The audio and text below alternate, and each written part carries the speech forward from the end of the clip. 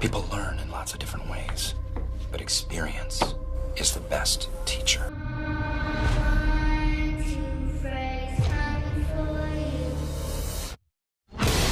Hey everyone, welcome back to Most Amazing Top 10. I'm your host, Che Durena. What if I told you there were some songs that you love that weren't exactly what they seemed to be? Like, what if I told you every Taylor Swift song is actually about how much she loves Charles Manson and the perfect way to bully toddlers? Well, I don't know if that's true, but I'm gonna throw it out there just so you guys can start the rumor for me. But I do have some that are rooted in reality with today's list of top 10 curse messages hidden in songs. If you guys haven't already, I would love it if you guys would like, comment, subscribe, and hit the little notification bell. And stick around for the whole video because I've got some songs on here that I know you've heard and they're gonna make you look at your entire Spotify playlist a little differently. Also, if you guys need more Most Amazing Top 10 content, be sure to check us out on Facebook and Instagram. There is so much more stuff over there for you guys to see and we're on there all the time. You can get to know the host a little better. And without taking any longer, let's get into this list. At number 10, we have Every Breath You Take, The Police. Okay, let's start this list off with an easy one. This one might have slipped under the radar for some of you, but a lot of us have picked up on the hidden meaning behind this song. The lead singer Sting bellows out the lyrics, "Every move you make, every breath you take, I'll be watching you." On the surface, it comes off as a nice love song about a guy who has maybe too much admiration for his new girlfriend. I understand you love, but you definitely can take it too far. Like those couples who make out in public all the time, like stop, we get it. You found someone to spend the rest of your life with. Don't remind us all that we're gonna die alone. I don't need to see that stuff. Well, the actual meaning of this song is much creepier. Sting wrote this song about his obsession with his ex-wife. The wife which he left for her best friend. Oh my god, this is hot tea, baby. Apparently he couldn't get over her and he actually started stalking her a little bit. Also, he had to deal with all the drama of banging your wife's best friend. Oh my god. Like I said, hot tea. Number 9.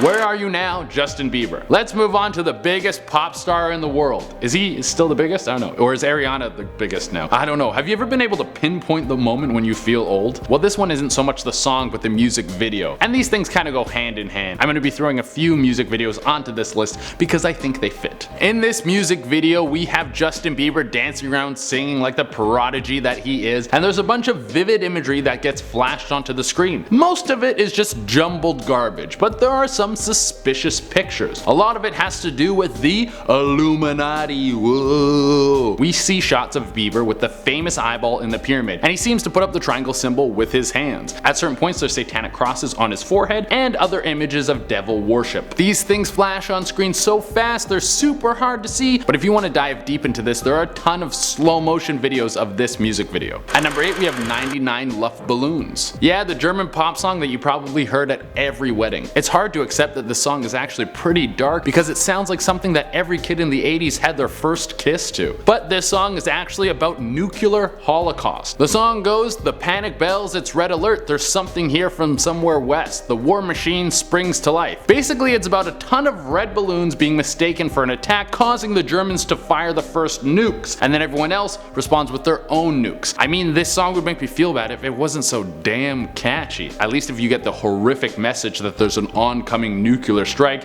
you know what song to put on. At number 7, we have Imagine by John Lennon. This one is going to blow your mind. We all know the song Imagine by John Lennon. It's supposed to represent peace and people living together happy. Well, more like living under the hammer and sickle. Mother Russia is coming for you. Putin is in your emails. Yeah, the song Imagine has a bunch of lyrics that line up with the Communist Manifesto. No way, you might say. Lennon was a socialist, not a communist. Well, in this song he talks about living in a world with no countries, no religions, or possessions. That's Communist 101, baby. China's controlling the internet. That's what's going on. So maybe this is us interpreting the song the wrong way, or maybe Lennon had a secret communist agenda, wanted to convert Americans into being comrades with the East. At number 6, we have Black Star with David Bowie. Rest in peace to one of the greatest musical icons who ever lived. He made being androgynous cool and probably kept the world eyeliner business afloat for years. Some of his tracks are my favorite songs of all time, and it's hard to find a single person who hasn't heard one of his songs. Now, his final album Black Star was released just 2 days before the pop star moved on to the big stage in the sky, and there were some songs of there that might have given a hint to his passing. For those of you who don't know, David Bowie was battling with cancer throughout the production of his final album, so he would have been well aware of his impending death. In the title song Black Star, he says spirit rose a meter and stepped aside. It seems to me that he was telling everyone that it was his time to move on. So if your grandparents ever start playing songs from this album, you might want to start spending more time with them. Also, another fun fact about David Bowie, he died at age 69.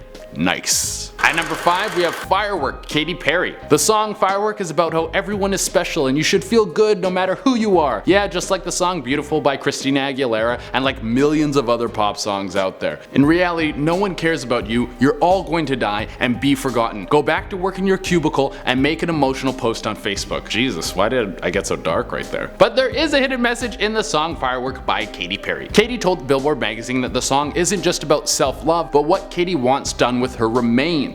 She said after she dies, she wants to be cremated. Okay, that's pretty normal. And she wants her ashes spread across an ocean. Once again, pretty normal. Not that strange yet. But she doesn't just want someone to toss her ashes. No. She's a famous pop star. She wants her ashes to be shot out of a firework over the ocean in a giant explosion of bright lights and human remains. That's the most extra I have ever heard of. That's like a Viking funeral covered in pressed nails.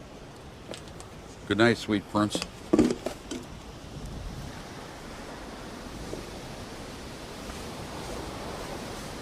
At number 4, we have Evil Eye by Ash. This song seems to be about a guy who has a very strange relationship with women. Evil Eye came out in 2004 and it's about a dude who can't stop thinking about a girl because she's using some sort of witchcraft to work her way into his mind. A song about a dude obsessed with women has already been covered on this list, but wait, there's more and it's pretty juicy. Evil Eye decided to include a little thing called backmasking. Now what on earth is backmasking? This is when you put a hidden message in a song that can only be heard when you play it in reverse. This was common back in the 70s and 80s when people were worried about the devil using music to corrupt youth. And the message left in the song was, she's giving me evil eye, suck Satan's C-O-C-K. Doesn't say C-O-C-K, but I guess you guys at home can figure it out. Cause I know you all know how to spell, and if you don't know how to spell, just Google it. I'm just kidding. Don't Google it. At number 3, we have Electric Light Orchestra. Yeah, these guys apparently have some cursed songs. You know the group of hippies who have songs that are all about love and happiness? They secretly want you to worship Satan and give your life to the Dark Lord. Well, that's what a bunch of Christians thought back when their 1974 album El Dorado came out. This was when the backmasking craze was at an all-time high. A group of religious fanatics said they found the lyrics, "He's the nasty one, Christ infernal." Maybe this is true, and pretending to be